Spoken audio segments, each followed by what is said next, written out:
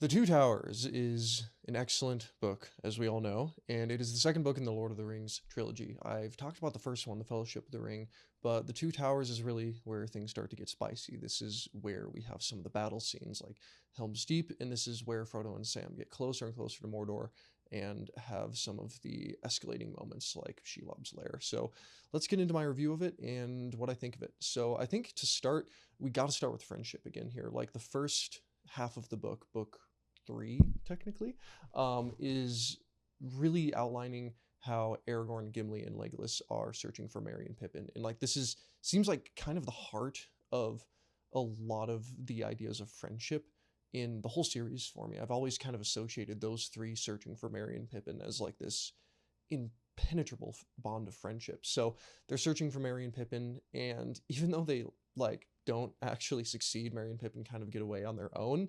It's still extremely powerful, and I'm sure those of you that have seen the movies understand they do a really good job of showing this. Aragorn broke his foot when he kicked that helmet. We all know about that. But in the book, it's also illustrated extremely well, and it's kind of comical, you know.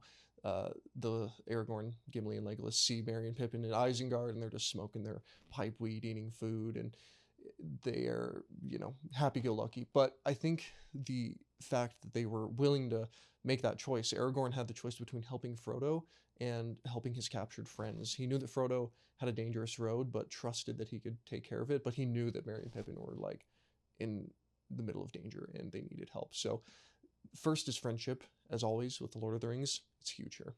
So the second thing I want to talk about how Merry and Pippin kind of start to show their importance. So they don't really seem to have much of a purpose in the story until this book, and they're kind of like side characters. I shouldn't say they don't have a purpose. They definitely help Frodo get out of the Shire. They help along the way, but they don't have like these consequential things happening because of them until this book.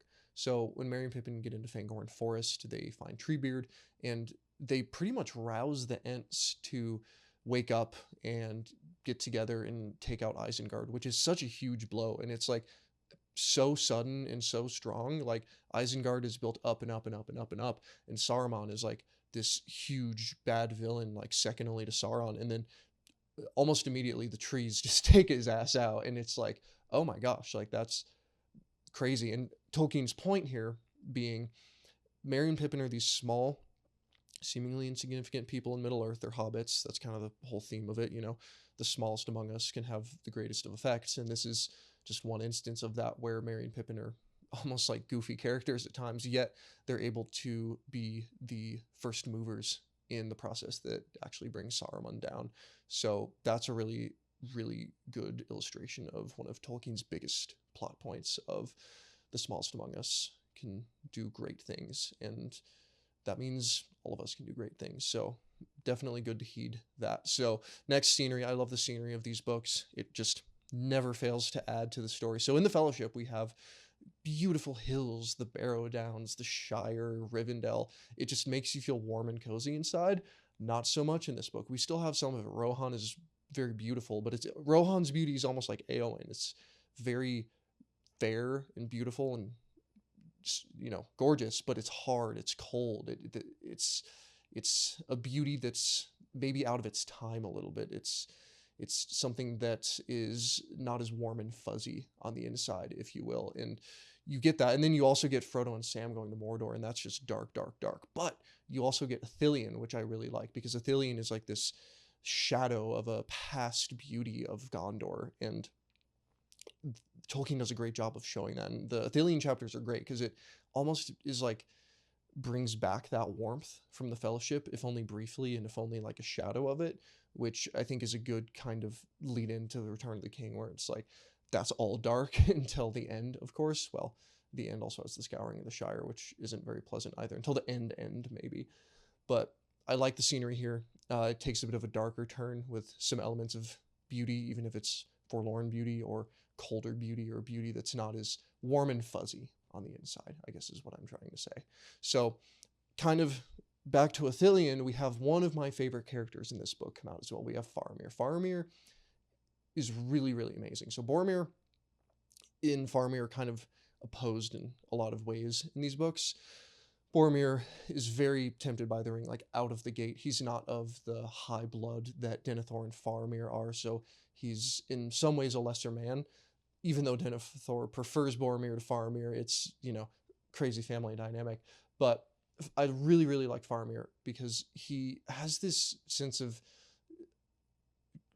it's like detached nobility, but in a way that's approachable, kind of like Aragorn. But Aragorn in the books is detached nobility in a way that's less approachable. He's almost part of this prophetic plan that was fated to happen, and it's like you can look at that and be inspired by it. Like Aragorn is this, does everything right, brilliant, like tactical, just really great guy. And don't get me wrong, I love Aragorn's character, very inspiring, but Faramir is almost like you can touch him more. Like I can look at Aragorn and be like, okay, that's great, but I'm not going to be this king who is destined to return with a sword, right? But Faramir, he's in this place, he's kind of a product of his time, much like you and me are. We're not in this grand prophecy, and he makes the most of that time. He resists the ring, which is huge. He doesn't do it in the movies as much, which kind of bummed me out. But like in the books, he was like pretty staunchly like resisting the ring, which is pretty awesome in my opinion, and really shows his quality. So I think that's great. And he takes responsibility. He is strong. He's a great fighter. He has a lot of the things Aragorn has, but he just works with what he has a little bit more. And he gets the girl in the end, which is, nice and inspiring as well. So I really like Faramir. I could go on and on about him, but I think that's the best way I can articulate it. He's like a more relatable Aragorn, at least in the books. In the movies, I think they make Aragorn very, very relatable, but in the books, he's this very lofty character. So I love Faramir. I love how they do him in the book, and I love that Tolkien made him. So the last thing here is about Sam, and Sam really starts to shine here, kind of similar to Merry and Pippin. Sam also begins to show his quality. I think maybe that's the theme of the character arcs of this book, is the characters begin to show their quality a little bit more. And so at the end of the book, this is different from the movies, but at the end of the Two Towers, Shelob gets Frodo, and the orcs take him into Cirith Ungol, and Sam is kind of at a loss. He's like, well, I don't know what to do. I took the ring because I thought he was dead, but now he's not dead. So for a time there, he was going to just do the quest on his own, which, again, that's taking responsibility. That's a big thing in Lord of the Rings. So he accepts the mantle of responsibility. That's huge. But then when he realizes Frodo's alive, here we are, back to friendship, he forgoes just doing the quest to go save his friend. And that's great. And it's so powerful. And another thing, too, when Sam has the ring, another instance of someone resisting the ring in a powerful way, he's shown all this power. I can rise up above all of this and rise above Sauron and all the armies. And then when I reach it, I can make Mordor my garden. It's this kind of goofy thing for Sam, but also really wholesome and pure and really, really good. And I think Tolkien did that on purpose. So Sam really shows what he's made of and what he's willing to do for the quest, even if he maybe isn't the most articulate or, how would you say, sophisticated of the characters. So I love that. The characters in this book are great. The scenery's great. The themes of friendship shine brightly and strong as usual. So love the Two Towers. I still think The Fellowship is my favorite. So there's that. Let me know what you guys think. Let me know if you guys have read, if you have any thoughts, and what you guys think of Lord of the Rings and which book is your favorite. So thank you for watching this episode of The Book Buff. Look out for the episode on The Return of the King next. Take care.